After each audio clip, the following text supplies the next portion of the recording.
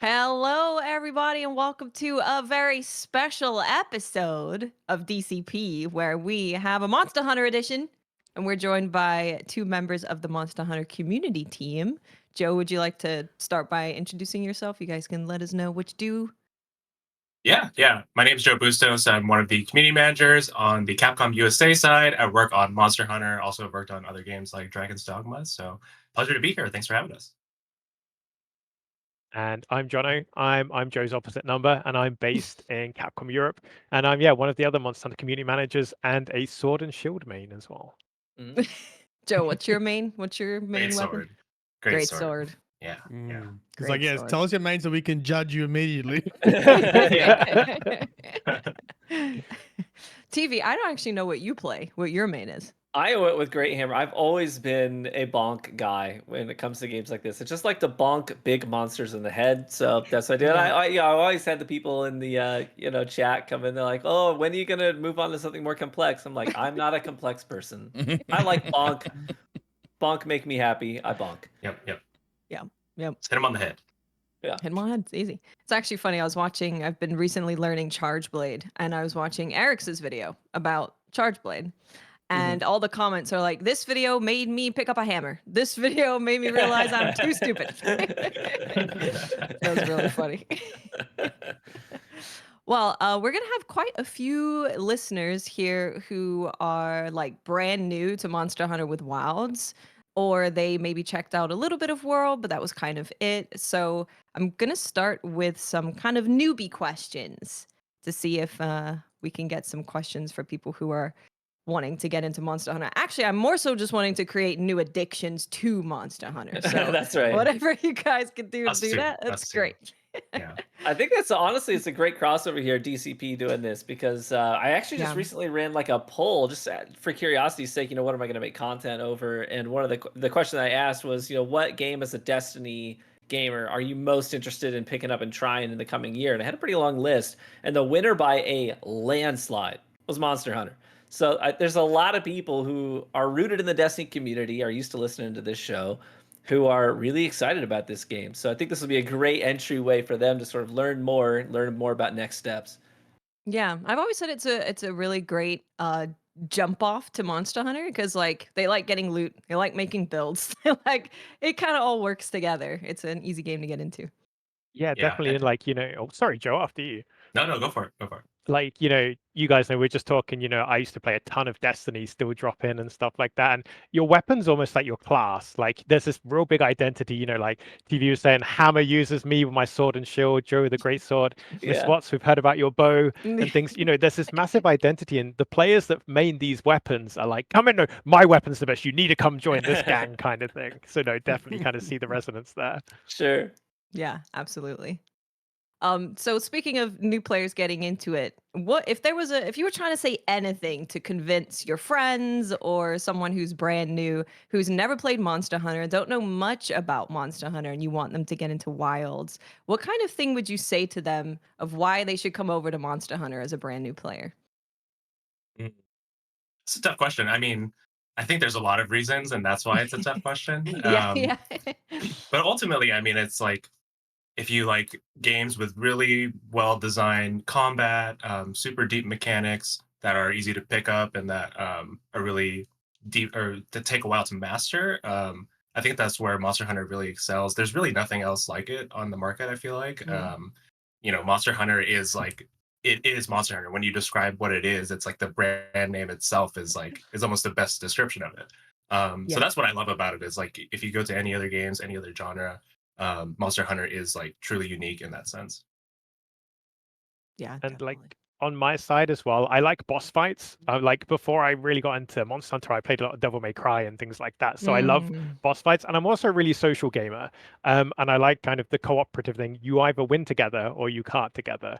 Can't meaning you fail, and I love that. I love kind of improving against these monsters, fighting harder versions of the monsters, getting loot, getting the fashion game, getting my layered gear on to kind of show what I've been hunting and things. Yeah, I love the social element. And yeah, I love mastering boss fights because basically every hunt is a boss fight. Yeah. So question then, do you prioritize the armor that gives you the best perks for what you're doing, or are you like, no, this one just looks way cooler, so I don't care if I'm at a disadvantage wearing it? So I am in the early mid game till I get to end game. I just slap anything on, and my partner ribs me for it big time because I can look a bit of a mess. But no, once I get that layered armor unlocked, I'm all about fashion. I will Sure. chase down a monster for that hat, you know. Uh-huh. Yep. Yeah. It's funny because Jono and I have been playing World and Iceborne on stream over the last like few months or so. And we come across those like dilemmas quite a bit. We're just like, I mean, do I really want to look ugly on stream? I mean, not ugly, but you know, like I just like look like all my armor is mishmash. So we try to like have a little bit of consistency, Sure. but you know, it's kind of tough when you're just trying to like get through the game. So it's an interesting dilemma. Yeah, I've started again with Return to World. I started playing World again on PC because I'd never switched over before from PS4. And as I was going through, I had to get some of the layered armor from the events like right away, just so I could start mixing and matching some stuff. And that's always the thing that I do. I'm like, okay, we have a build. Now let's spend 40 minutes figuring out what we're gonna look like. Fashion game is the Must. true end game, you Oh, know. it really is. And it's like that, especially in Monster Hunter. The armor looks so good. There's so many incredible looks you can put together. All the So Monster yes. Hunter like newbies out there. So layered armor's Mm. like transmog, right? Where how you can change how you look, but still get the function of your armor sets, right? Yep. So yeah, you change how you look. You just use like in-game resources to do that. Like that, you know, you need monster parts to do it, and a bit of Zenny. Zenny being like the in-game currency you earn when you successfully complete a quest or you sell extra parts and stuff like that. So yeah, it's all part and parcel. Yeah, I'm feeling Destiny players light up right now going, oh, interesting. They've already got transmog? Do you have to wait 10 years? Really? Interesting. Especially as you get to the end game and you start putting like your builds together for certain monsters, and you're just like, I need to look as good as possible in each of these. So especially like you fight some of the end game monsters, some of them have really cool armor sets. So yeah, can't pass those up. Yeah, Nice. in World, I think Namielle was my favorite for sure. Yes, that's exactly what I was thinking about. Man, you're in my mind. Her armor is so good. There's so much, and it works well for bow. It's not like the best, but it's like a pretty good bow set. So I was like, I don't care if it's not the best. I'm gonna wear it until I can make the transmog. I mean, I think one of the first pictures I took on PS4, screenshots, was me and my Palico in Namielle gear in front of like a waterfall. It looks so good. Is there anything you want to tell us more about like the fashion game in Wilds, or you can tell us about that? I think so far all we've revealed that yes, layered armor is in the game, and that you unlock it as you progress through the story, and that the team will reveal more about that system at a later date. But so far that's it. So yeah, fashion hunters rejoice. Yeah. I think we showed a couple of sets so far, like throughout our weapon videos and some of the playable demos at like PAX and Gamescom and stuff. So I really love how the sets look. The Doshagumo one is really good. That, you know, some people like, I think if you're playing the demo, you might not even notice that you actually have those in the tent that you can switch over to. So that's been cool to see people kind of mix and match those. Spend your whole playtime just doing fashion? I spent a little bit. No, it's really funny. Like as we're running these demos, right? Like some people are in the tent and they're just spending like forever messing with their fashion, and we're like, guys, you have 30 minutes. You gotta go. Your teammates are waiting for you. Let's go. I mean, it takes it. You spend even longer doing it because now you can use the male and female versions of armor. So even if you kind of like the look of Doshagumi, you're like, well, do I want the male head and the female? Oh, the female head. I don't know. I have so many decisions to make, so you're gonna take even longer in the tent. It's funny. We've got my core gaming group. There's a buddy of ours, Chairbeat, and he is that guy who will spend an extra 30 minutes to 45 minutes in character creation. So whenever we play co-op games, we tell him, "Hey, we're planning on playing at 9, so you need to log in at 8 and get your character made." It's like part of our routine is just letting him know, okay. There are those players that's the thing that they really get into. That's part of what makes the game so enjoyable to them, is really being able to express their own personal identity with their character and have that reflected in their gameplay. So I totally respect that. for sure. You Yeah. know, that's me because that's why the Dragon's Dogma 2 character creator coming out ahead of time was so Yeah. good because you could just be like, well, I can't play the game, so I'm going to spend 5 hours making my character, and then you end up with a perfect character. That was such a That's Yeah. genius right. move. It really so was. good. Yeah. Yeah, it was Yeah, really, it was really funny. Like as we got like early access to those like character creation tools, and as I was just like going through it and seeing the crazy amount of settings, I'm like, oh man, I'm scared. I'm scared of like what people are gonna do with this thing. Scared and excited, and yeah, there are some pretty good ones. So There was some scary stuff that came out of Dragon's oh Dogma yeah, too, to oh be yeah, honest. yeah. It's like somebody made Pikachu. Yeah, I've still Oh, got wow, Pikachu here Pikachu. somewhere. Pikachu was, yep. That was one that I had to show everyone. I'm like, guys, you have to see the Pikachu. That's incredible. So going to back to kind of new players, what kind of systems or changes are coming to Wilds to kind of help with the new player onboarding into Monster Hunter? Yeah, I think something that's really great about Monster Hunter, just kind of like going back to kind of like that new player experience.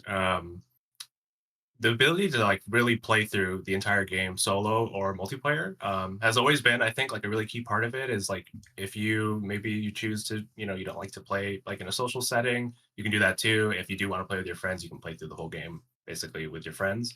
But with Wilds, there are a couple of things that do kind of like enable those like different experiences, whichever way you want to go. So um we have support hunters now, so if you want like kind of like a solo but like kind of a multiplayer experience with a little bit more cool. help, Yeah. yeah, you can call in help with the SOS flare, which I really like. I love that um idea. That's so great. yeah, and it's pretty funny, like when you call them in and you fire the SOS flare and they just like roll up behind you, and like one of them has a heavy bow gun, you just start hearing them like blasting and you're like, whoa. For those fights that um go from I got this to I totally don't got this. yeah, Yeah. SOS flare. yeah.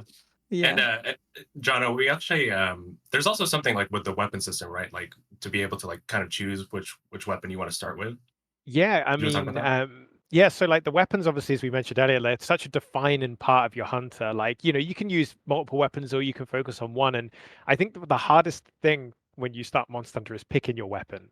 And what the game does Yep. now with Alma, who's your handler, is when you first start playing, she'll ask you a number of questions. Like, what kind of gamer slash play style are you? Basically, do you like hitting hard and slow?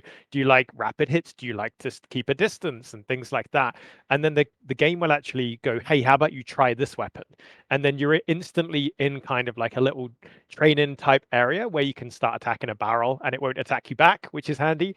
So you can actually try out the weapons and the game will go, hey, maybe this is your kind of play style, because there's 14 weapon types to choose from, and they all play like, and I'm not just saying this because I work on it, they all feel like a different game. Like, I'll play Sword and Shield for ages, and then I'll be like, hey, I'm going to try Switch Axe out. And I did that a lot in Sunbreak or Hunting Horn. And I'm like, okay, I'm kind of starting this from scratch again now. Yeah. So yeah, Yep. it's a crazy decision. Like, how was it for you guys when you picked your first weapons? Oh, I spent like the best part of the stream, I reckon, was me choosing weapons, going, huh? What? Huh? And like working out how to use them and then bring up a guide and then trying again. Like, and just like people's reaction to you trying a new weapon is, yeah, like all the different experiences coming through is always fun. So it'd be nice to probably streamline that a little bit, especially because it can be pretty overwhelming if you're like not into that straight away. You might want to get into the action a little bit quicker and like have a little bit of help to be like, do you like punching things like TV? Big bulk Titan? Here, have a hammer. Like, that might be nice. But yeah, it's interesting. Cool to have something that helps new players make a decision on like that huge amount of information there.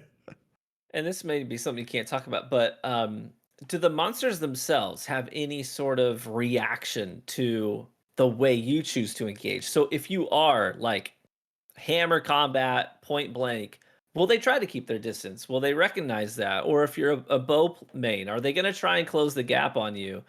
Or is that really not part of it?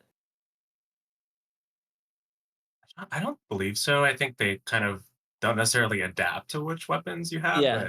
But Jono, do you happen to know?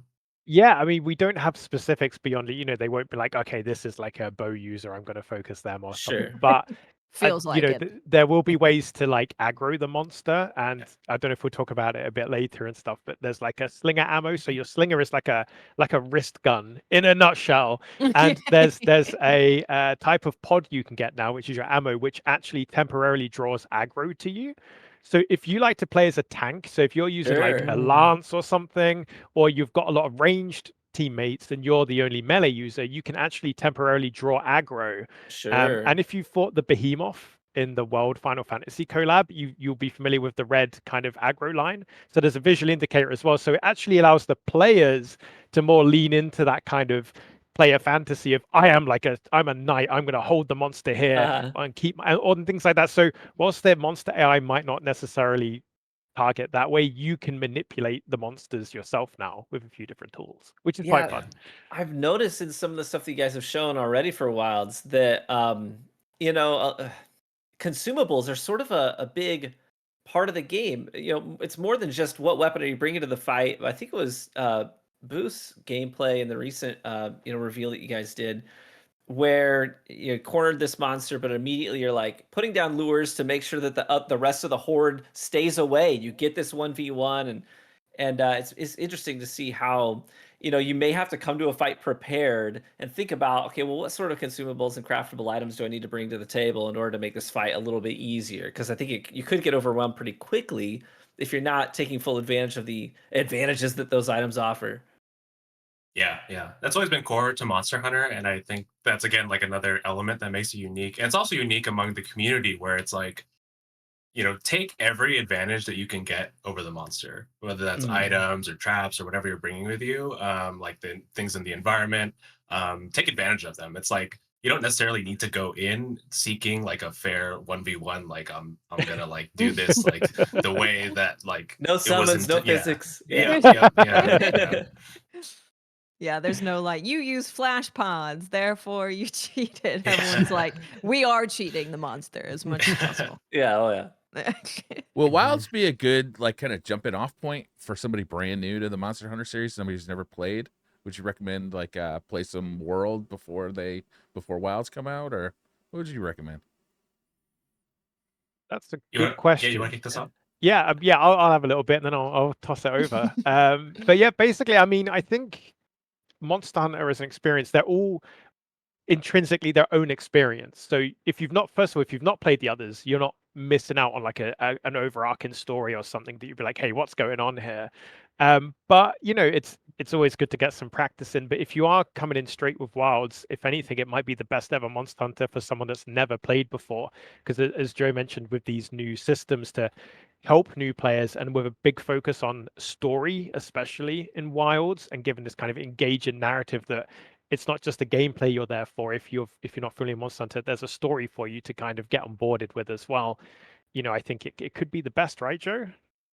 Yeah, I think so. Yeah, we already talked about like some of the things that like make it a little bit more of an easier onboarding experience, but I think the story is one thing that the team really focused on creating kind of a compelling story from start to finish that doesn't necessarily get in the way of that traditional hunting experience. So if you're a new player and you're just looking for a new cool game to play, this is a great game to pick up, and you can run through the story from start to finish, have a really satisfying, great experience, and then there's all of this the hundreds, thousands of hours that you want to spend on the game that are still there for you in the end game. And I think we know how long Monster Hunter players tend to spend, and they're very proud of their hour counts, which I love to see. It's like, hey, I played 2,000 hours, and I want to show the world that I spent 2,000 hours on it.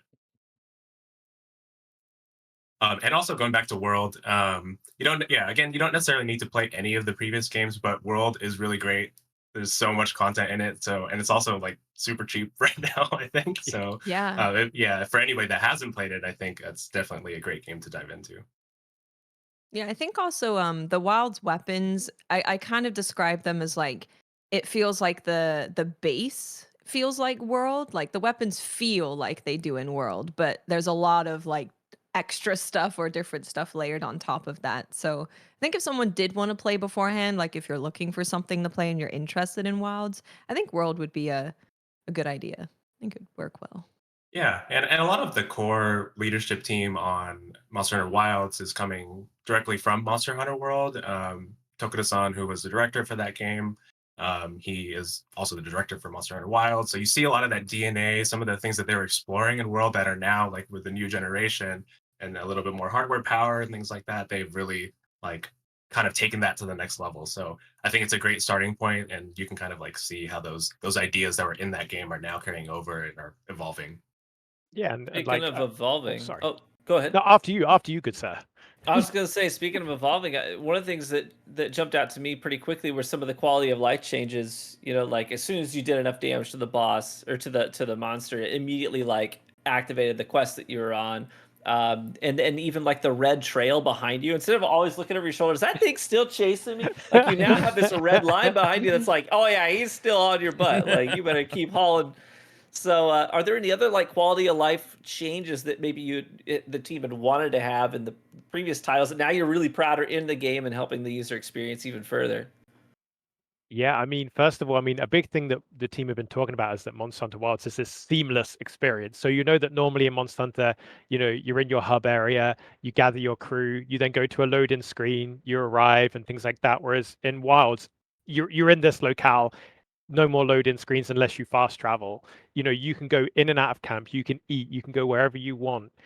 In that locale and hunt these monsters, and you're not gonna have to like, you know, when you hunt a monster, you're not sent back to camp. You can stay exactly where you are, hunt other monsters. If you're like, yo, I need a new pair of shoes, I need 5 Doshiguma, you can go back to back to back to back without going back anywhere or seeing a loading screen. Or you can be Yeah. like, two of you can be like, oh, I'm going to go back to camp, have some food or something. You can also cook wherever you want now as well, pretty much. But, you know, you've got this seamless experience. So you're not bound to a certain action or following what all of your buddies might be doing. And if you're solo as well, you can just go at your own pace. You can call in AI. You can dismiss them. So I think, yeah, the seamless gameplay adds a lot of quality of life to the Monster Hunter experience, kind of just giving you freedom and to enjoy the world that you're kind of in. Yeah, I like a lot of the changes that they made to the interface too. The first is the 3D map. So when you get into the map, you can kind of like rotate it and turn it around. I think Monster Hunter World. I think the first area was like notoriously like very vertical, so there's a I'm lot of still levels lost, to it. Joe. Yeah, I'm no Yeah. still doubt. lost. Because I mean, hundreds of hours in the game, and I'm still getting lost. I think we've gotten lost like on stream recently, where I just like wandered around and Jono had already like slayed the monster. So, um, I love the 3D map. Something that I also love with the inventory now is Mm. so when you hold L1 and then you you bring the radio menu up. So typically that's something you can customize. You can still customize your radio menu, but also if you just tilt the right stick to the left, it'll actually heal you with the most optimal healing item that you have on hand. So if maybe like you ran out of mega potions or something, you only have potions left, or you have something else in your inventory that will heal you to the maximum health, it'll automatically just heal you with that item, so you don't have to dig through your inventory trying to find it. So that can be That pretty is clutch when nice. you're in danger. That is so nice. Because I just started playing again, and that's literally what I've been struggling with. It's like scrolling through Yeah. my thing to find the Clawing the null controller. berries. Yeah. And something else that they've added too that I haven't quite gotten used to, but if you do, I think it's if you hit the touchpad or something, it'll actually like lay out the inventory in a way where like items are like stacked by category, so you can kind of like go through Mm. it and then go up, and it'll actually like kind of streamline that selection process for you a little bit. Personally, I haven't quite gotten to the point where I'm like, okay, this is like super clicking for me yet, but spend more time with the game, and I think that'll become a little bit more natural. Yeah, I wanted to know more about that because I saw that there was inventory changes and I was looking at it and you've got like a line of stuff and then you've got like vertical lines for different things and I was like, okay, I don't really understand what's going on in the playtime that we had, but it seems like it's just supposed to make it a bit more organized and easier to find specific things you're looking for. Yeah, I mean, like, yeah, if say you're looking for like healing items or maybe like utility items or mantles or stuff like that you have on hand. Sometimes like when you're just going through the menu, you could just like mashing square or circle, and you're just like, please, please, let me get to the one Yeah. that I need. And this will like kind of compartmentalize it for you a little bit. So you're still like kind of going through all the items, but like now you can kind of like, oh, I know this one's in that column, this one's in that column. Yeah. I really like it for because we're gonna be able to set up camps out in the wild, and that's like in its own kind of section, and you got your binoculars in there and your capture net. So sometimes, I'm running around and I see something I want to capture, and I'm endlessly scrolling trying to get it because I don't have the capture net in a radial menu, which maybe I should. It's valuable space in the radio menu. There is, yeah. Limited space in there. Yeah, that's really great. That's gonna help a lot of people because there is a lot to understand with Monster Hunter, even with just the healing or like removing status effects from yourself. So being able to just select one thing and then it auto selects which one is the best for you is really nice. And it doesn't take away from the preparing part of Monster Hunter either, because you still have to go and get the honey and the herbs and stuff. You're not just gonna have it on you. So I think that was a really good change. Yeah. I thought it was great. With the questing, Jono, you mentioned that if you're in a team, you can choose, like some people can choose to stay out in the wild and some people can go back to town. So normally if you're in a group, you're selecting for everyone, whether you go back to HQ and camp. Could you touch on that a little bit? So we haven't spoken too much about the multiplayer Yeah. kind of seamless nature beyond kind of like, it's a seamless experience. So I can't go into too much detail than Yeah. what's already been said. But say that the whole focus of the game is kind of, a seamless experience for your hunting party, whether you're solo or with friends. Yeah, no, that's really good because it really does just make it the ease of playing together where it's like, I don't want to go back. And it's like, well, I want to go look at the new armor I just got. Okay. I need to go sit there for, like we were saying, 30 minutes looking at what looks good and what doesn't look good. So that's really nice. It's gonna make it so much easier to play together. You mentioned like cooking with this seamless experience as well. Can you like touch on that a bit, like what that looks like in wilds if you need a bit of a buff while you're on the run? Yeah, so in wilds, obviously, you can you can cook up a meal at base camp, or using your portable barbecue, you can actually cook anywhere in the hunt, even when you're mid fighting a monster, if you're brave or foolish enough. And what it does Cook now is it faster. gives you me. Just Exactly. cooking out, go There's attack danger one. cooking. You literally have the monster behind you, yeah, and your teammates getting flung over a dune or something like that. It's That'd be pretty so funny. crazy. And what we've done is the food is actually on a timer now. Rather than like per quest basis. And what Right. ingredients you use in the food is reflected in the cooking animation as well.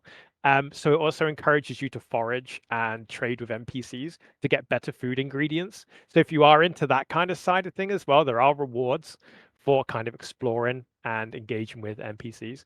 Joe, would you like to chat a bit more about the food? Yeah, there's a cheesemonger in one of the villages in the I can't in wait. the Woodward Plains, and yeah, you're able to trade with them, and then once people actually see the cheese, they'll be blown away. Then you'll know. Yeah. You'll understand Yeah, when you you'll see it. understand. Yeah, you'll understand. I love the Well- finishing touches, so you can add like honey or something to the meal, or I forget what the other thing was, but it's like they basically do like the Salt Bay animation, or they like sprinkle it over like at the end of the cooking scene. I'm like, oh, that's too good. Can you cook Yeah, so- meals for your party members? Like, could you have a designated cook in your party who's like, I'll get all the ingredients, I'll cook meals for everybody? Can you like trade meals with other people? Not that I'm aware of. Yeah, I don't think so, but when you do cook, it should affect everybody. Is that right? Oh, okay. No, I think you cook your own meals. Okay. So you'll know who's been putting the work in because they'll have the best buffs. Yeah. You'll still be able You'd to be like- tell who the cook is. Okay. Yeah. I'll just be like, take aggro Watts, take aggro for a second. And just be big cheese wheel. My goal would be to get a so tasty while you're getting flung in the air somewhere. That would be a great clip. With the cooking, you mentioned cheese. This is actually got me really excited, which might sound weird for people who don't know.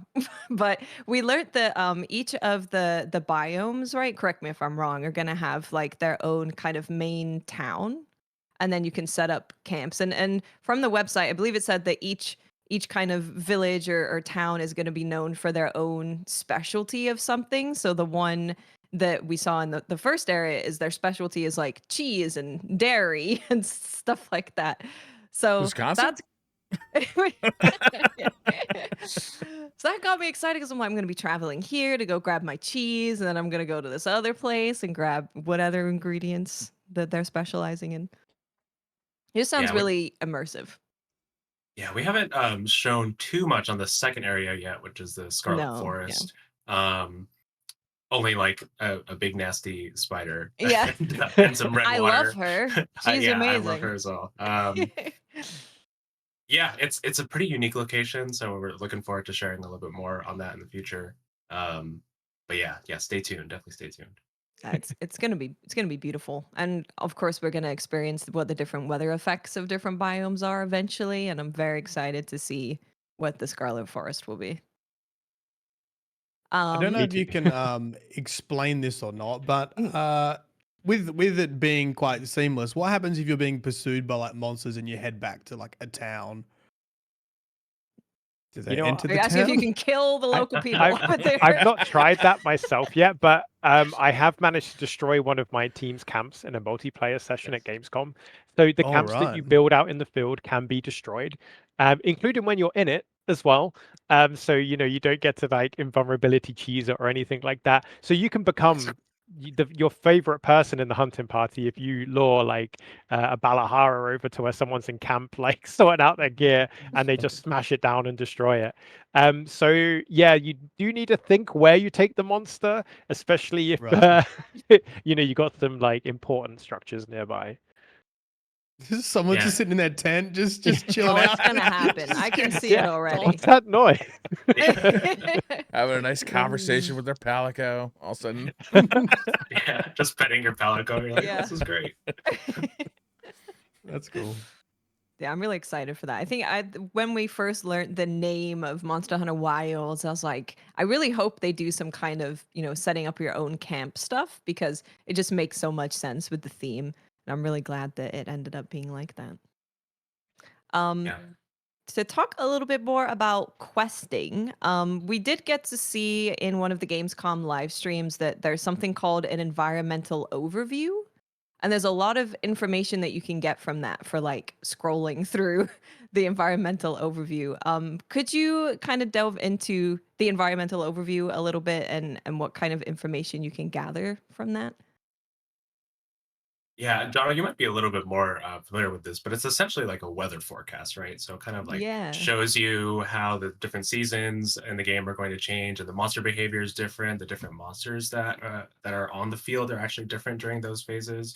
I think we've already talked about how Ray Dow, which is the apex of the first area, the Windward Plains, shows up during the inclemency of the area, which is like big ecological event where crazy stuff starts happening. There's lightning coming down, the weather becomes all dark and things like that. So um, that's like one example of how that might work. But monsters get they have different behavior. During the fallow period, that's like kind of like the time where it's like really dry and like all the monsters become super desperate. The herds start going crazy because they're just like, what am I supposed to do in this? It's not good right now. So um I love that. It's like it helps it feel like a really like real world that feels very Mm. dynamic and alive. It also helps you like plan a little bit too if you're like that kind of person who wants to like figure out exactly what you're doing, how to plan for the hunt, or what monsters you actually want to go for. This helps you like kind of see that a little bit more like discreetly rather than feeling like kind of random. Yeah, definitely. Like the team are really going for this live and breathe in world, like Joe mentioned. And as he said, during the fallow period, like real life, when resources are scarce, animals, especially predators, get more aggressive. So, you can expect more of a, slightly more of a challenge there compared to like the plentiful period. And then inclemency is like when things get really wild, like excuse the pun. And for those that aren't familiar with Monster Hunter, like an apex monster is kind of like the boss of the area, if that makes Mm. sense. And you'll know when it will appear because it will be during the inclemency period. So if you're really looking for a challenge, that's when this monster is going to show itself. so you can plan around that. But it's the same. You can bring up this chart. You can see when the different kind of environmental periods are going to be around, what monsters are predicted to be there. So if you're whether you're playing solo or with your buddies, you're like, I want to farm in session for these monsters. How do we want to plan the session? Okay, well, we'll hunt 3 monsters, go back to camp in that time. It will go into inclemency. We'll come back with some different gear to go after Raydal, and then once we've got that, we'll go back and So it allows you to plan out your game in session if you want Yeah. to, or you can just ignore it and be surprised by whatever happens. I gotta ask about, with it being a weather forecast, will it be as unpredictable as real life weather forecast? Will you look at it and it's like, it's gonna be the inclemency in 5 minutes, and you're like, no, it's not. Will the weatherman lie to us? Just add that like 5% chance of error or something. Like Yeah. Yeah, that would be really funny. Like, where's Balahara? He's not here. Huh? He was supposed to be here 5 minutes ago. I love that. Do we have a like general time period, like with how like real world time versus like in-game time? Like, are you gonna be waiting an hour to change through like those different not seasons, what do you call them? Like different time Weathers. periods, weather system. What's it called? Weather, yeah. Or like, can you speed up time, or you have to really plan the whole kind of weather forecast about what you want to hunt? Yeah, I think we don't know like exact times on how long each one lasts, but what we have seen in the demos that we've shown already is that it actually does tend to change like fairly quickly. Like in the middle of a hunt, Right. you could actually experience all three. That might necessarily be the case for the rest of the game, but in terms of what we've shown so far, yeah, you could realistically see all three of those phases in the middle of like a 20 or 30-minute hunt. But some people are going to be really fast with the hunts, especially as like they get their own hands on the game, and we get the really experienced players who are like, I did that thing in 10 minutes or 5 minutes. They'll only see maybe one phase. Yeah, okay. So I won't be there. I'll be like, I experienced every weather forecast 5 times over. 5 times. Twice, yeah. Yeah, it keeps it nice and dynamic. So it's not like, like Joe said, it's not 15 minutes, 15 minutes, 15 minutes. It does Right. shift around and things like Oh, that's that. good. Because like at Okay. Gamescom, where people going, oh, so when does the inclemency period come in? We want to go get Ray down. I was like, could be 5 minutes, could be 20 minutes. Like, I hope you're fast Okay. if it's a bit later, kind of thing.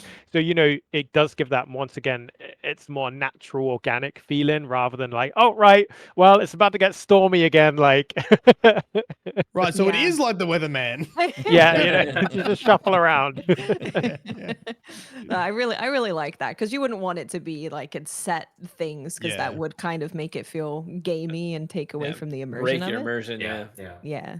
yeah. And then the Palico yells, "Oh, the weather!"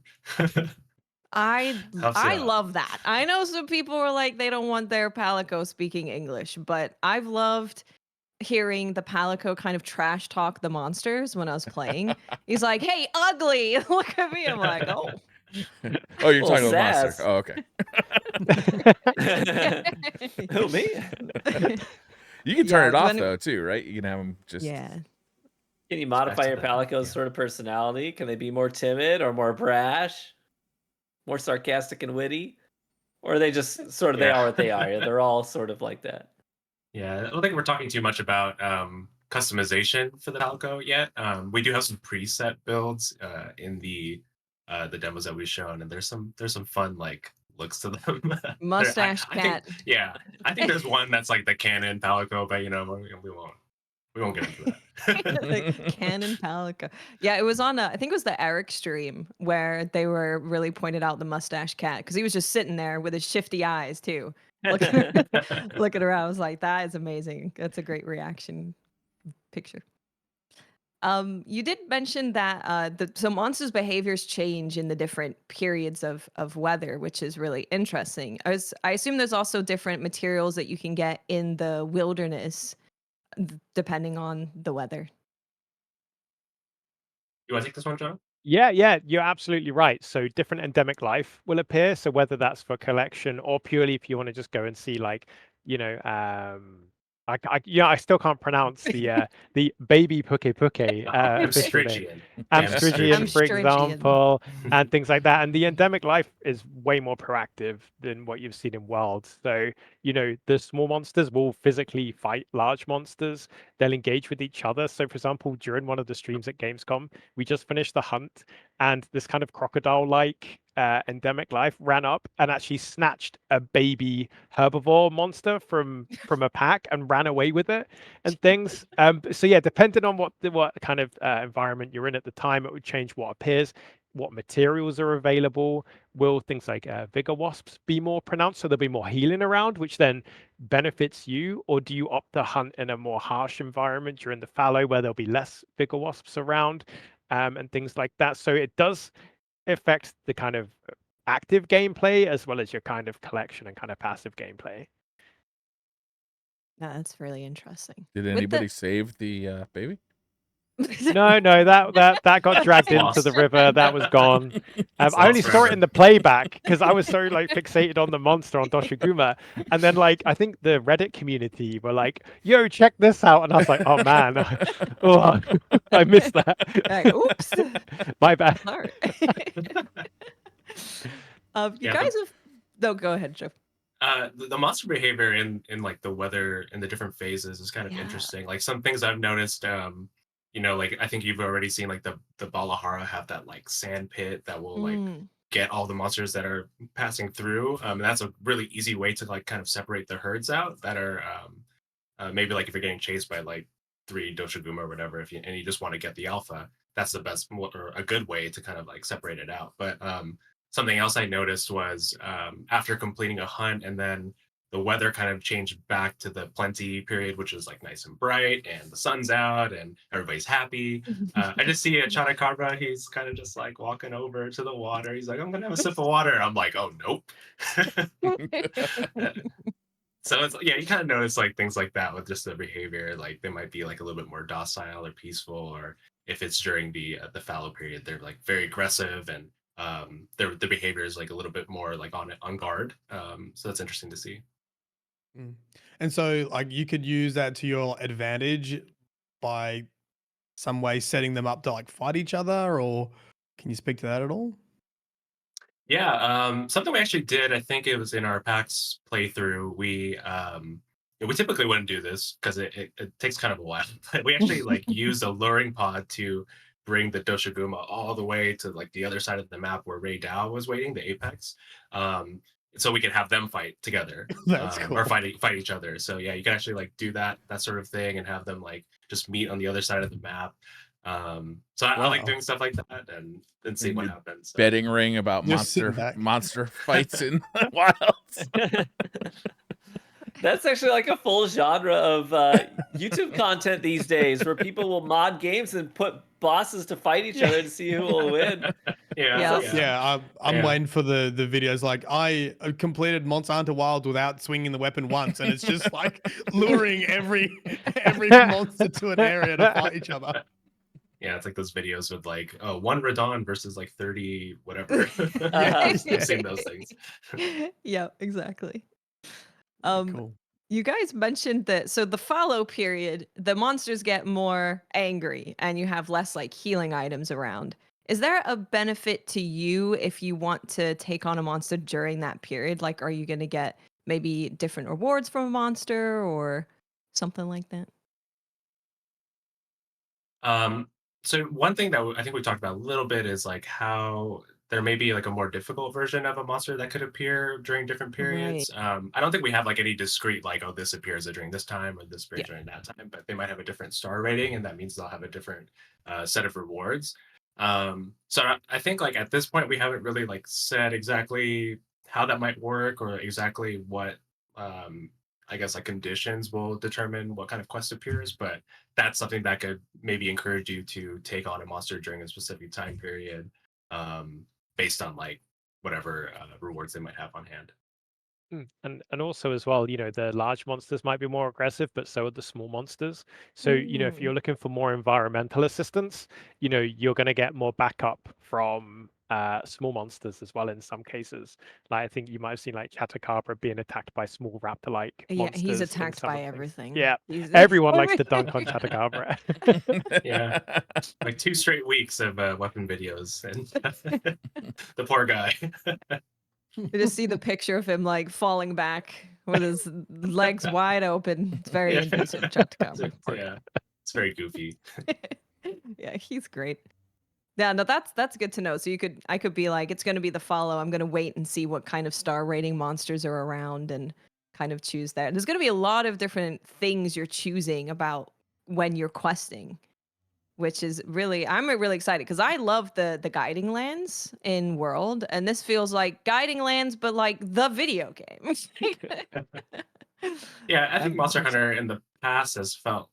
I mean, it's been like more like discreet, right? Like you go into a menu and you take on the specific optional quest or investigation. Um, I think the goal, like Jono was talking about with using the word seamless, is like trying to make that feel very seamless, where you're spending like less time going through like menus where you're doing exactly like that same quest again, and trying to make things feel like more alive and things are more dynamic. Maybe you go into an area and you're not quite sure like exactly what quests are going to be there. And that's what makes it like feel a little bit more of like kind of a living and more dynamic game. Yeah, we've seen that there's a couple different ways to kind of do quests now. It's not just you go to a quest board, you accept a quest, or you can go on an expedition, which isn't really a quest. But we saw that you can speak to Alma whenever, like even in the wild, you can go up to her and kind of get a quest from her. I think it wasn't working in the build, but I think someone mentioned it on the one of the streams. Yeah, And you're then absolutely right. Oh, sorry. no, go ahead, please. No, you're absolutely right. Yeah, you've definitely been paying attention to the streams. Yeah, because we were going to speak to Alma, but it wasn't active in the kind of preview demo build at the event. But yeah, so you do have the more traditional. If you're like, I want to hunt this monster, I want to hunt it now.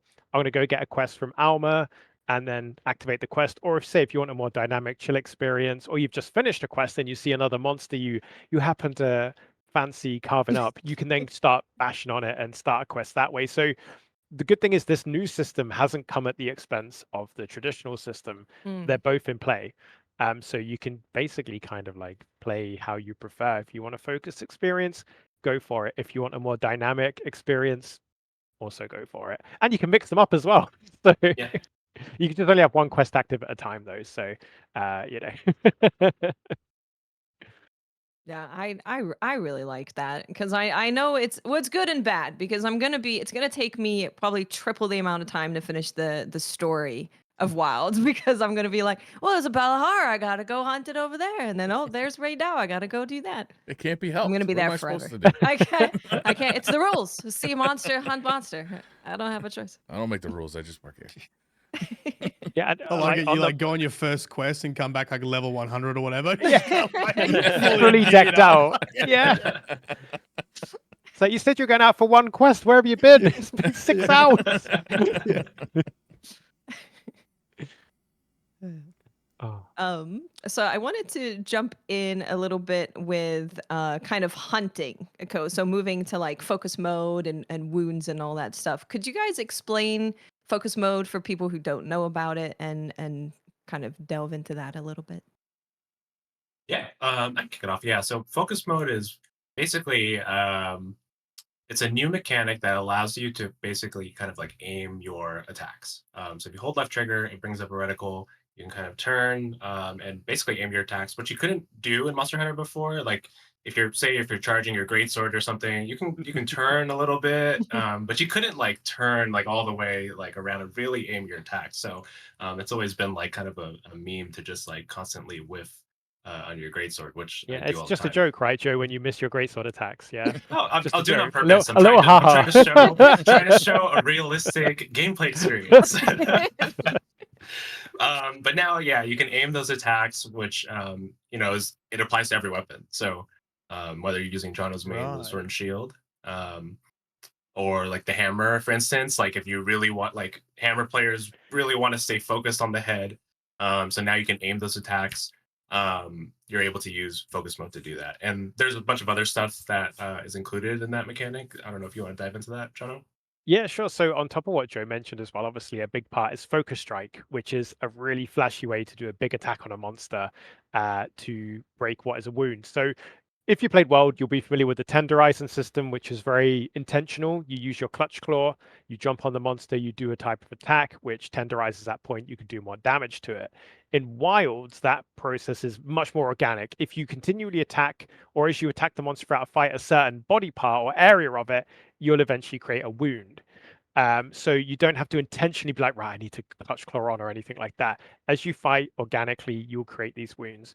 You can attack them normally and you'll do increased damage for a while until the area breaks. But if you hold focus mode and then press a certain button, you'll do a focus strike, which is a really cool, you've probably seen them, flashy attack. Some weapons have multiple, like the sword and shield has two different Yeah. ones you can do. And then you'll break the wound, do big damage, and get a monster drop. So it's got like a more passive application and a very active application. And I think what's interesting is when we first revealed it, a lot of people were like, "Oh, easy mode's coming to Monster Hunter," and because they'd seen like a very surface level description. And people see some things in a game and they're worried that it's being dumbed down and things. But what focus mode is, speaking as someone who is a sweaty gamer, like it's got an application for new players and an application for experienced players. So for new players, absolutely, it's a great way to help them settle into certain weapons, hit the target, get that satisfaction, and learn the weapons even easier. And then for us at a higher like experience level, you're repositioning slightly and things like that, and you're kind of preempting the monster. So I think it's this great tool that absolutely helps new players settle in and especially get used to some of the more challenging, slower weapons like the greatsword, which I'm terrible with. So but also for experienced players, you can take the skill ceiling is increased. It's not brought anything down. And once again, you don't have to use it. You literally just hold left trigger and it's there or it's not there. And if you only use it for focus strikes, if you want to do them, just tap it and off you go. So it's there if you want to use it all the time. There if you're just like me who uses it more for focus strikes, or you can use it tons because it helps you be a better hunter. Yeah. Yeah, I, when I was using bow, I'm like, I am always in focus mode because I'm aiming with left trigger. yeah. You're like, this is not new. Yeah, yeah. I'm always aiming. Well, I yeah, think because I only watched Watts' video, so I thought this was only like a ranged thing.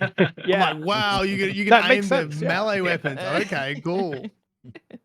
yeah, I Yeah, think with focus mode, what I really like is this new loop of like you hold left trigger and you see all those wounds highlighted, and I think maybe it's like it goes without saying, but it is super fun to destroy the wounds. Like you just hit R1 when you're close to it and they do like a special attack. It's super flashy, really satisfying. You get the notification on screen that says like the wounds destroyed, and it feels good. It's a really fun gameplay loop, and I think like once people get their own hands on it, like it'll really click for them. So I personally really like it. If you're a hammer user, it gives you actually a reason to not just be at the monster's head all the time, which is very different. Like, so yeah, I like it.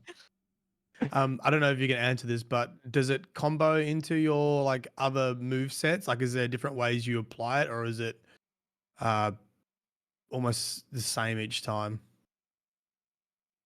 I think it kind of depends on the weapon, right? So, like greatsword, for instance, like with focus mode, you can actually like use different attacks. So aside from your focus strike, you can still use your true charge slash, which is like your big charge move with focus mode. So you still have like that part of your kit in there. But then there's also the offset strike, which you can use either in focus mode or not.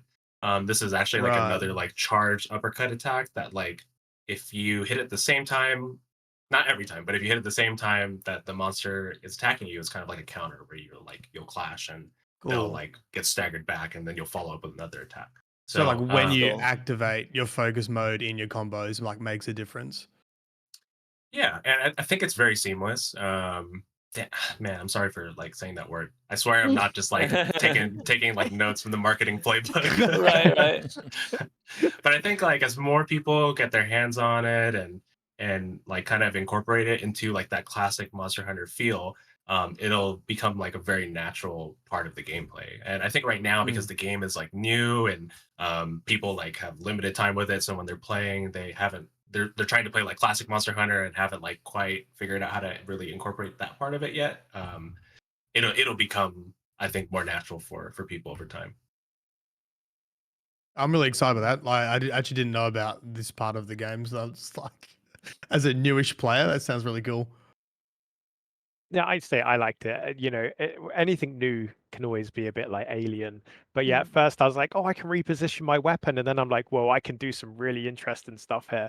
But yeah, so like, especially someone who personally, I'm not very good with slow weapons. I like fast weapons. For me, playing around with it when I was like trying like the hunting horn and things, I was like, this is great. I can actually hit where I want to and things like that. And even with the sword and shield, when the tail's a bit out of reach, I can kind of aim up a bit and be like, right, I'm gonna get it. So yeah, I think it's great how they made this. Yeah, it benefits new players and it benefits experienced players. And say, well, you can just be like, nah, don't want to use it. Let someone else do it. Which they'll probably be happy about because they get to do their flashy move and get all the wounds Especially dual destroyed. blades. Yeah. Oh Yeah, the dual yeah. blades ones are really Yeah. good. It's like, I don't even know what to call it. Lots of Attack on spinning. Toshiguma. Yeah. Attack on Toshiguma. Yeah, I like that. I didn't want to say the name of it, so I held my tongue. It is. It's very, very Attack on Titan. So we're talking about wounds. This is something that I was just curious about that I don't know if you guys can answer, but if you're fighting like a horned monster in World and previous Monster Hunters, if you break the horn, it now takes like more damage. It's a kind of like a crit spot. Is with the new system, is that I assume it's not a wound that's always open because that sounds OP. But how does that fit into the whole new wounding system? So in regards to the wounds themselves, so once you make them, you can either damage them over time or kind of instantly pop them, which will cause them to scar over and they're no longer a wound area. So they are like a kind of limited resource to exploit in most cases. Doshiguma is an exception on that one. Breaking a wound also doesn't necessarily correspond with like a part break, like a tail cut, for example. You can wound and break a wound on a tail and not necessarily cut it. I've not, experienced a horn type situation Right. We in haven't seen wilds. horns yet. But with tails, I could talk about tails. Yeah, talk about The tails. other end of the monster. So wounds and part breaks aren't intrinsically linked, but there is some crossover at times, depending on which bit of the monster. But yeah, they're not something that once you've made the wound, you're like, right, everyone, all in DPS phase. Put the well down and like kind of go for it. No, it's very much it's a limited resource, and yeah, so you can choose to pop it straight away, get that burst of damage, or kind of eke it out and kind of go more of a slow burn with the wound being there. Will they still be able to attack you with their tail if it's wounded? Yeah. Yeah. Gotta So get it off. You gotta cut it off. You gotta cut it off. Yeah, if it's wounded, it's more and more like I mean, you'll physically see as well. You don't have to use focus mode. The monster's wound will physically show. And also once you've destroyed it, you'll see it kind of scab and then scar over as well if the monster's living long enough. But Is yeah, that it's new? still equally dangerous. Yeah, that is. I Yeah, I mean remember that, traditionally right? once you break apart, that monster is physically changed in that area. Like if you break its head, its horns come off or something. But in wilds with the monsters, once you wound it and then destroy it, over the passage of time, it will scab over while you're fighting the monster. That's crazy. That's cool. It is crazy. Sort of Everything really there's cool so many visual small feedback. details. Yeah. Yeah, like you can now climb on the monsters as well once you've beaten them and carved them like that. You don't phase into them anymore. Yes. Pose on top of them. Yeah. Take a picture after every hunt, every new monster hunt. This feels mean. Like the first time I did it, like I was like, am I being disrespectful? Are we the bad guys? Yeah, it's like those pictures you see of guys next to the lion they killed. And you're like, that's wrong. And then here's me in the wild. It's like, yeah. It's like, oh, got him. Is certain weapons or monsters, or certain weapon types make wounds easier on certain monster types? Like, is there synergy between picking a certain weapon type to make wounds easier, or is it just more monster dependent? from what my understanding is, there isn't like certain weapons are better at making wounds. I think the way the wound system works is once a certain damage threshold is hit Right. in that part of the monster, then a wound is generated. So, obviously some heavier hitting weapons can do it in less hits, like the greatsword, whereas the dual blades might take physically more hits, but it's the same kind of damage threshold. So my Right. understanding is that's how it works, right, Cool. Joe? I think I'm on Yeah, it there. I think you're saying it's all skill level. Yeah, that's what I'm hearing. Yeah. Yeah, but it's a good question because, for example, blunt weapons like the hammer and hunting horn are better at breaking horns. They're better at part breaking. They build stun and exhaust in Monster Hunter World, and obviously blunt damage is still really important for stun in wilds. Whereas you need cutting damage to like cut off a tail. So it's a really good question actually because there are these distinctions between what weapon you use and their benefits in a hunt. Yeah, so it's quite different from the breaking, like the breakable part system, right? Like it's its own wound is this different system, whereas you've got some of those things coming over from World, Yeah. where the blunt damage or cutting off tails. Yeah, they're like kind of parallel alongside Yeah. each other. Yeah. But if you're making a lot of wounds on a certain part, you're moving in the right direction to properly break it or cut it off. Break it. Yeah.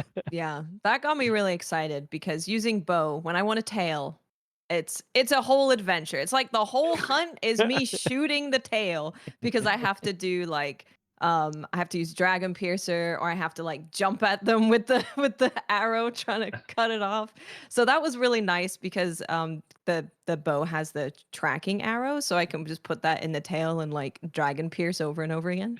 That's a Like, good please. shout. Yeah. Yeah, when me and Joe first saw the tracking arrow, we were like, "Whoa!" Yeah. Everyone was like, excuse me, Capcom, what is going on? Yeah. I think we knew that the bow was the last one, right? I think it ended up being the second to last one. Mm. And I think we saw your post where you're like, "Oh, where's the bow? I'm waiting for the bow. Like, I hope I wake up today and it's the bow." And we're just like, "Oh, she's gonna be waiting a while." It's gonna be a while. Or once.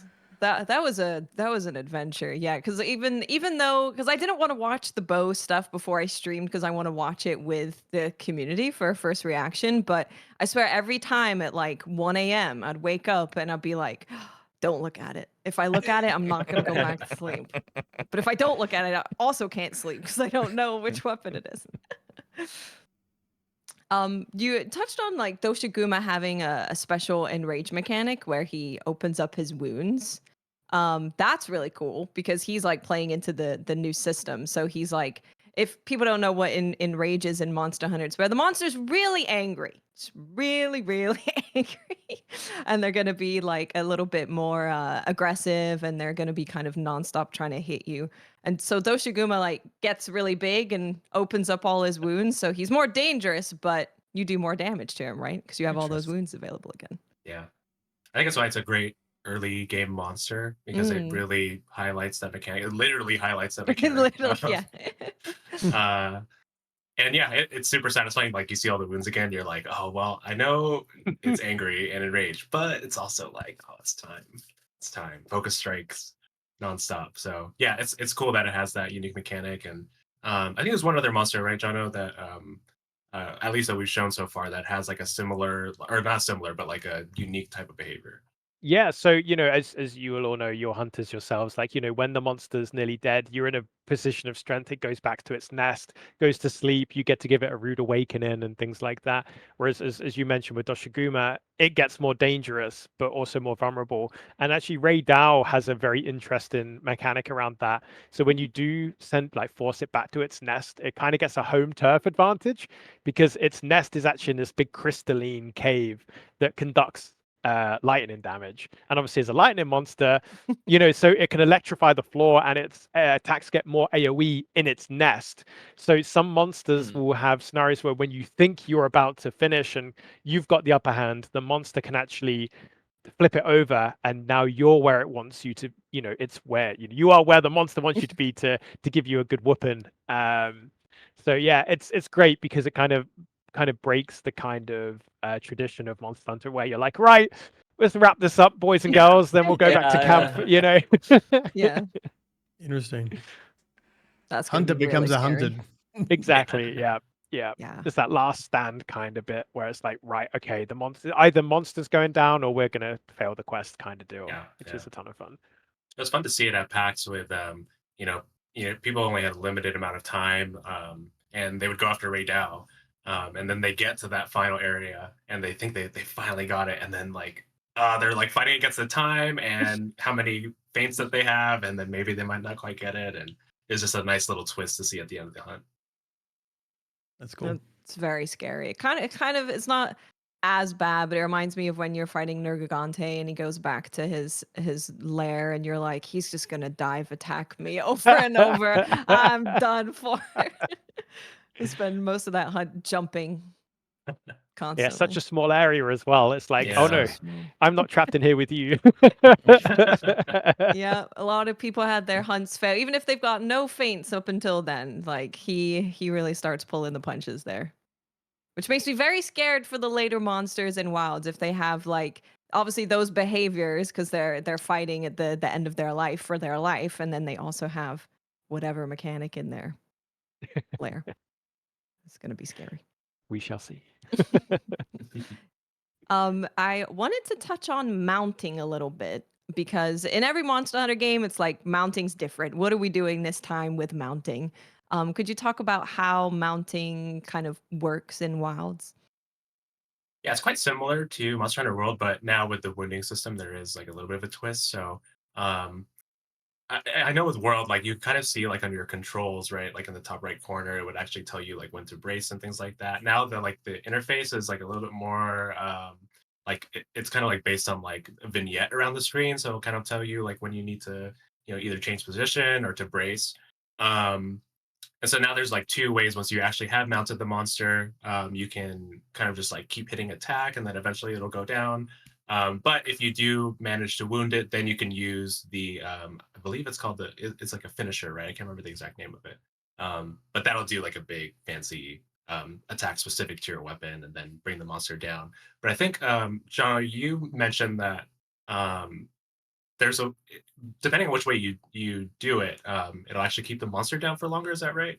Yeah, I believe that if you go the traditional mounted method, so you keep using your hunter's knife to stab the monster, and I think it feels like it goes down. It could be anecdotal, but in my experience, it kind of goes down for longer because you've done less damage on the monster, so you get a bigger damage window there. But if you choose to wound the monster, which happens a lot earlier in the mount, and then use a mounted finisher to take it down, you do a burst of damage then, but in my experience, it recovered quicker.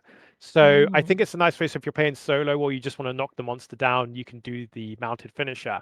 But if you want to kind of take advantage of it and the risk of getting knocked off by going for the longer mount, then you can take that option as well. So you've got a bit more freedom on how you tackle that part of the game as well. Or you can just make a ton of wounds on the monster as well, like keep jumping over it, make another wound, make Yeah, another yeah. wound, and That's kind of probably bank what it I'm for gonna later. do. I'm gonna Mm. gonna try and stay on as long. I'm gonna try and stay on as long as possible, and then run out of stamina and fall off, and not get to do my cool finisher move. All part of the plan. I could be wrong, but I feel like in some of the gameplay you showed, there was a moment where you went from being mounted on your mount to launching off of your mount and mounting the monster. Hmm. That's the thing, right? It's Yeah, seamless mounting from absolutely. mount to mount. Yeah. Yeah. So like, oh, sorry, Joe. Yeah, after I'm you, man. using No, the go for it. Go seamless for it. word. You know. Yeah, no, thank you. I appreciate it. Got him. A gold star's coming your way. Yeah. So yeah, so the way you mount monsters in Monster Hunter is traditionally is you aerial attacks and certain other attacks build mount like a mount threshold. And obviously in Wilds, as you saw, a great way to do that is to jump off of your mount, do a big aerial attack, and hit the monster. And the first time you go for a mount, the threshold's not that high normally. So yeah, you can literally jump off your sacred mount onto the monster and go straight into a mount animation. So literally drive by mount. Yeah. Well, I think it's a. Oh, go ahead. Oh, Joe. sorry. I think it's a good opener. Usually, like Mm. if it's not your first, or like you've already started the quest and maybe the monster moved to a different area, I think it's a good way to like kind of start out like that second part of it of the hunt, or maybe when it's a little bit weaker. But yeah, I love that. I mean, if you play Monster Hunter Rise, I know a lot of people are kind of familiar with the mount, the Palamute in Rise, and now you have the Sacred. But the Sacred is like it's a little bit taller. It kind of feels like so. Sometimes it Yeah. feels like you get a little bit just like that extra inch of height. So Yeah. yeah. I feel like so many of these things are really cool for new players because like there are a lot of the experiences I have as someone like playing well for the first time, like walking slowly to the monster, like what is going on? But like to have like that, like you said, that entry point is like a nice way to get straight into it and like start understanding some of the mechanics and like be in the right spot before just getting slammed by the monster while you like walk slowly towards them. Yeah, and with the weapon out. like what the team have done as well. So as Joe mentioned earlier, we're terrible for getting lost in the ancient forest. We've been playing hundreds of hours, many years, and we still get lost. So with Sacred, when you're riding it, you can instantly swap between manual and automatic, it's like a That's car nice. almost. So you can tag monsters or even specific points on the map. Like you can just put a point on the map, and Sacred will actually travel there for you. And at any moment, Oh, you I can love switch that. out. Yeah, you can switch out and back in of manual and automatic, which is great. Yeah, because I'm geographically challenged when it comes to taller maps. So That's so Yep. cool. Yeah, I definitely am as well. Like I said, I was playing yesterday, and I think for some reason, Pickle he decided to go to Rathalos's nest, and I was like, I wasn't expecting him to do that, so I was lost trying to figure out where he went. I'm glad you brought up mounting damage because that's something that I think a few people have been curious about. Is if like that works the same because that's kind of something we've been used to. You know, you ramp up your mounting damage and then you get a mount, but it's nice to have the clarification that that is how it works. I will be spamming jumping off of Sacred with a bow because we don't have like the jump forward like stab with the arrow move anymore because that's a different move, which is looks cooler. It's a lot cooler. So I will be jumping off of Sacred over and over again, trying to mount. yeah, the ranged weapons have really cool mount finishes as well because I guess it's harder to get the mount on a ranged weapon. So they do look really, really flashy. Well, you will catch me doing that if you're in multiplayer with me. Don't worry about it. Don't worry about me constantly jumping. There was so there was some kind of questions that were a little cheekier about like palicos. Like I wanted to know your favorite palico because you can't answer about the voice options and stuff. But who is your favorite palico from the Gamescom build? Did you have one you Okay. ended up settling Yeah. into? Yeah. I think I said it was the Canon Palico. It's the long haired one that's like it has like long white hair. That's the one for me. It's like the Gandalf Palico. I don't know. See, for me, I have a tortoise shell cat in real life, Mm. so it's got to be the torty kind of palico for me. I'm Yeah. sentimental like that. Oh yeah, I make I have a ginger cat. So I make my cat is the name the palico is Belias because it's a mixture of my two cats' names into one and they're both ginger. So that's what I end up doing. I'll also Love be it. in palico creation for a very long time. I think I spend more time on the Palico than I do on the character. Yeah, I can sympathize with that. Yeah, I'm like blue hair. Yeah, that's fine. Off I go. Right, palico. Yeah, I'm glad you brought up blue hair because in WoW's content character creation, you're going to be able to have two different hair colors. So you can kind of mix and match that. We got to see in the Gamescom build that there's a pre-made character that has like black hair with like purple underneath it. Yeah, it was great to see the devs putting like sneaky little bits in there for folks to pick up on, and also Yeah. the hair physics. And there was a beard Oh as my well, goodness. like a full-on Yes. beard. There is a Like, beard. yeah, full-on beard. Like, which I think is a first because normally, obviously, because of engines and stuff, they're smaller. But Yeah. now, you know, oof, It's Yeah. funny you can said live that fantasy. beards, and Mylan and Briar instantly sat Sit forward. Excuse me. When we had just we had Eric's was a part of the podcast for a while, and it was we had three very bearded men who were like, "When am I getting a beard, a full beard in Monster Hunter?" Yeah. Now we know. 2025. Yeah. Even in the When presets that we've 2025? shown. No. Stick around to the end. No, I'm just kidding. Yeah. No, that's good. That's good. Yeah. Yeah. Right at the Yeah. end.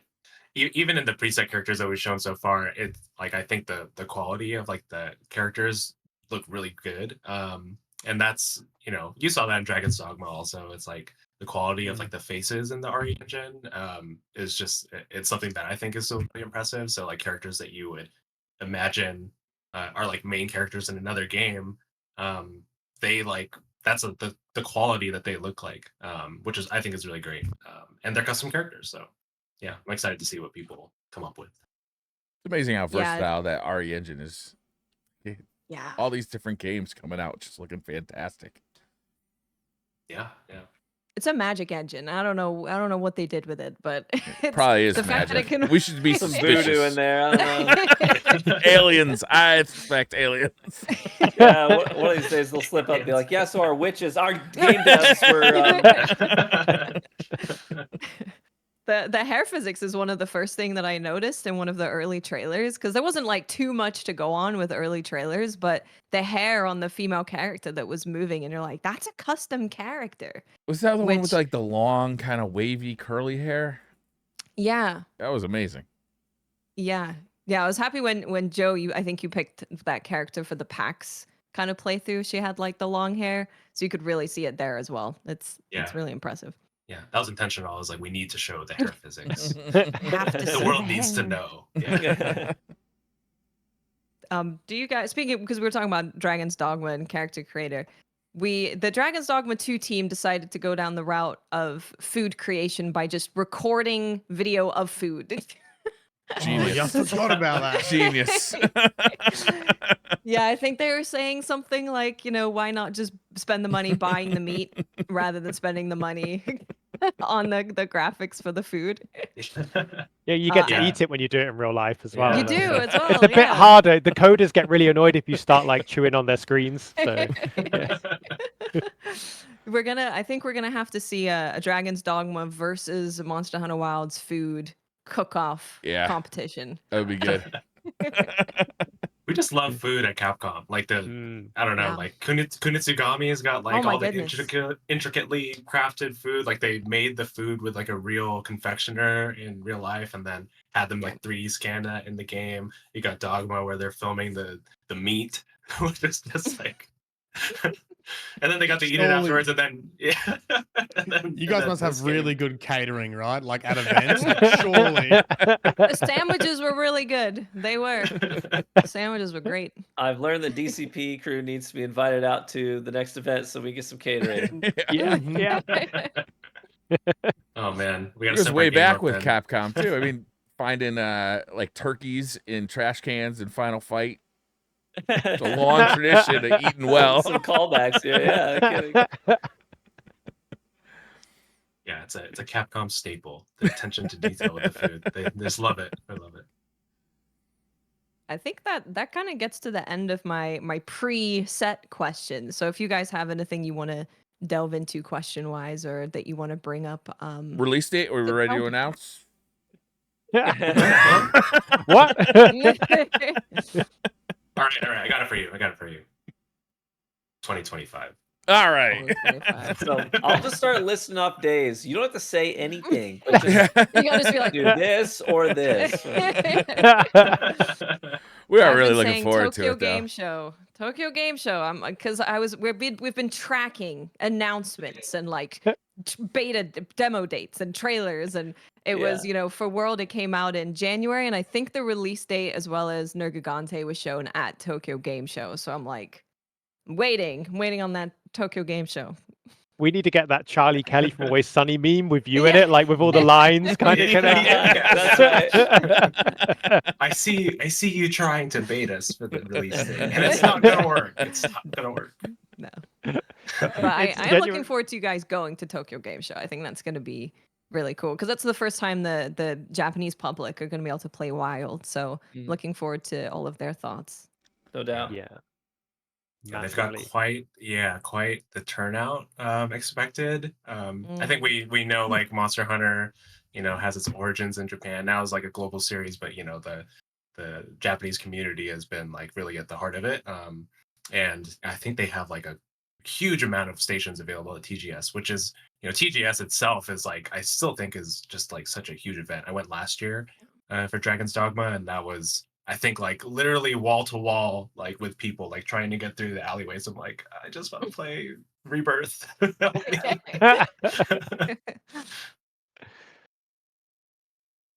And sort of like, it's nice because whenever we put social posts out, we see people asking for a release date and stuff. And, we like to joke about it, we can't talk about it and stuff like that. But it's genuinely humbling to see folks be like, we need this. This is so exciting. Tell us more. When can we play it?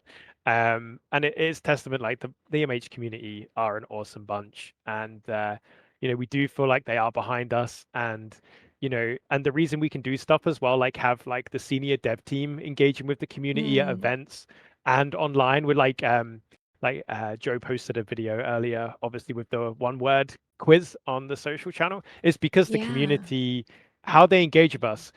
If they're happy, they let us know. If they're not, it's mostly constructive, which is really useful because like we take that, we feed it back. It goes straight to the dev team themselves. There isn't like a middle ground. So Joe and I will do a community report or pick up on stuff, and then we have a meeting with the dev team, and we found this. Here's all the common talking points, and we literally go straight to the devs. And they love the community. Like, and I know this is easy because I work for Capcom, and it sounds like I could be like, oh yeah, of course we love you all. But genuinely, community is at the heart of what the devs want to do.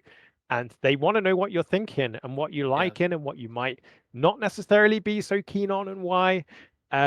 Because we're lucky, we're privileged as community managers to have that access. And the devs like, tell us, what are the community thinking about our latest trailer? What did they think of Gamescom and things like that, or PAX? So to any of like existing players watching, like, your replies under our tweets, or if you're on Reddit, we're lurking in the shadows, like, oh, what's going on in this thread and things like that. And it genuinely does get back to the team. Sorry to kind of get all serious community manager sentimental, but it is cool as a CM to have the devs be like, yo, tell us about the community. What can we do here? What's going on? And for them to want to engage with the community and things like that. So yeah, your feedback does get back, even if we're not in there going, thank you, yes, please, and things like that. So be nice, because you don't want to make us sad.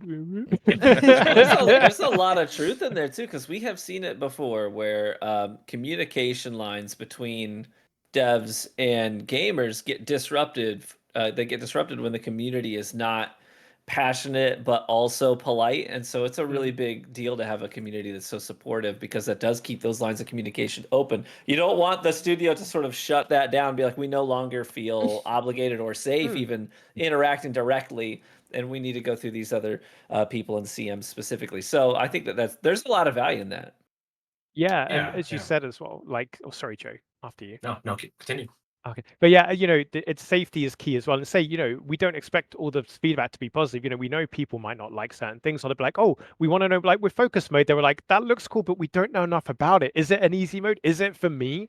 And then they kind of gave us the benefit of the doubt, which I think the dev team and our predecessors worked on with World and Iceborne, to be in this kind of privileged position. But yeah, as you said as well, it's down to the community. Even when they're really frustrated or they're not happy with something, it's being constructive and not making it personal. And that's not the case in many cases.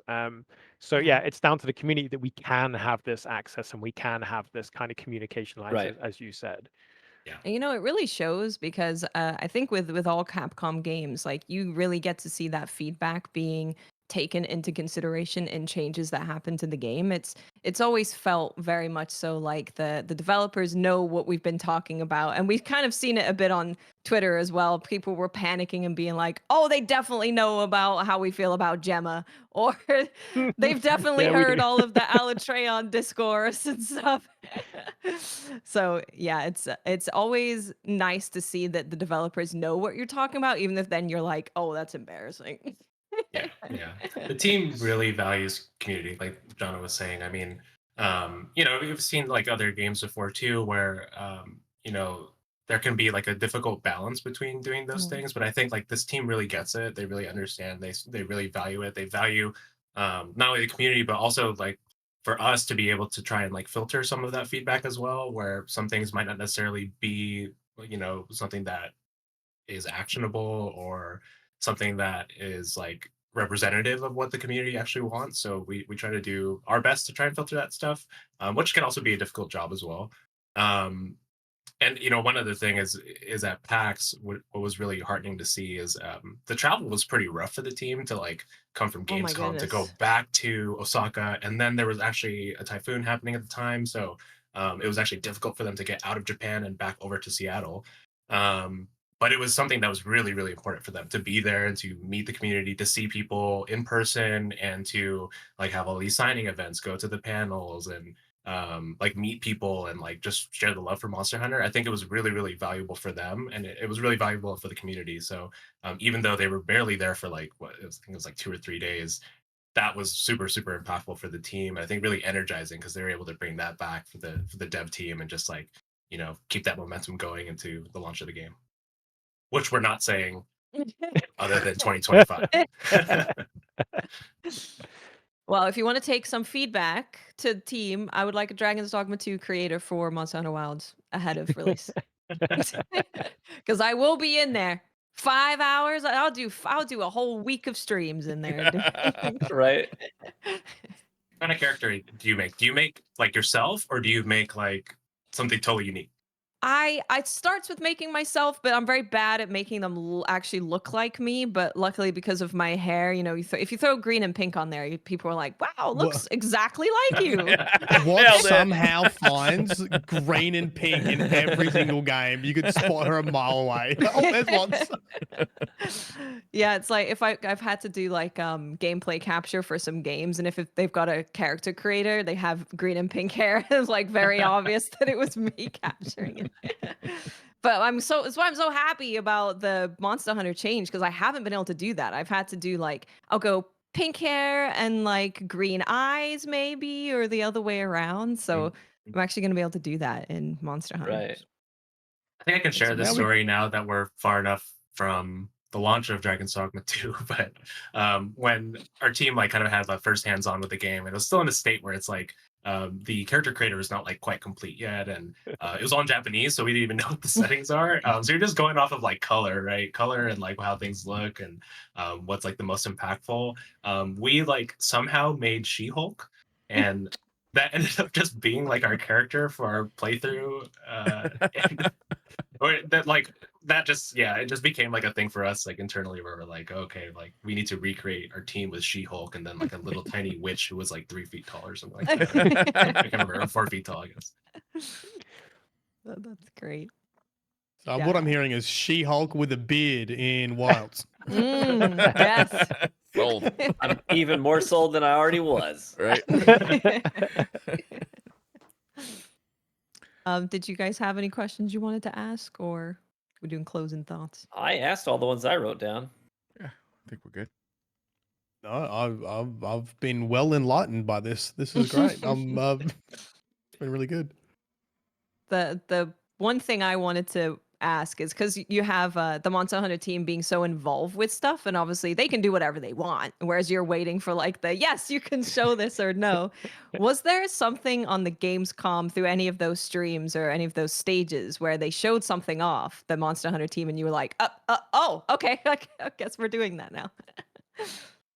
Yeah, so the premise, so we did 3 streams, and Tokoto-san, who is the director on Monster Hunter Wilds, was like, "Oh, Jono, so each day, we're going to go up and play, and then when we have our little personal stream together, I'm going to show off tiny little new things that we haven't spoke about yet." He goes, "You'll see," kind of thing, and he kind of gave me a heads up on stuff.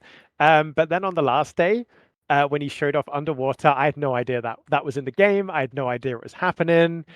So my reaction was 100% genuine. That wasn't me kind of going, Oh, that's fun. marketing. That was me going, Wow. what the heck? Like, what am I going to see here kind of thing?